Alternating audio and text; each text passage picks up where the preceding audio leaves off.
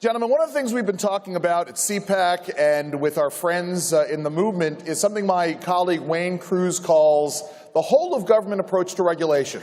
The innovative ways in which the Biden administration is going after regulatory issues. For example, normally we know that they want to get price controls on pharmaceuticals. Normally they would go through HHS or the Center for Medicare and Medicaid Services.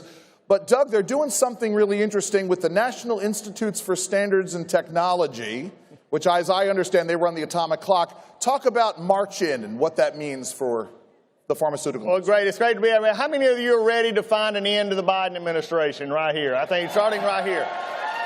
Because I don't know about you, but I'm tired of the government approach. And by the way, we as conservatives have got to take our initiative that says it's small government, limited government, and action of the free enterprise system, and also what we believe is actually property. Our thought rights, our property rights, those are kind of things that actually matter in this country. And Andrew, what you just asked was an interesting question, because if you don't understand this, here's a secret for all of you at CPAC.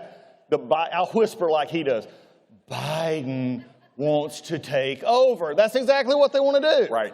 They want to take everything, and from a government approach, when you get into the issue of March-In, and that sounds like they were doing some kind of military thing. This isn't March-In. What this is literally is marching in to where they have people who have taken government funds to find new and innovative solutions across the spectrum of products in which that come to our markets. What they're wanting to do, though, is if you've taken government money, the government wants to come in and then take your patent, take your intellectual property, and then they can do whatever they want to with it. This will send us back to pre-1980 Ronald Reagan. How many of you want to take a trip back to Jimmy Carter days? Is there anybody in the place longing for that?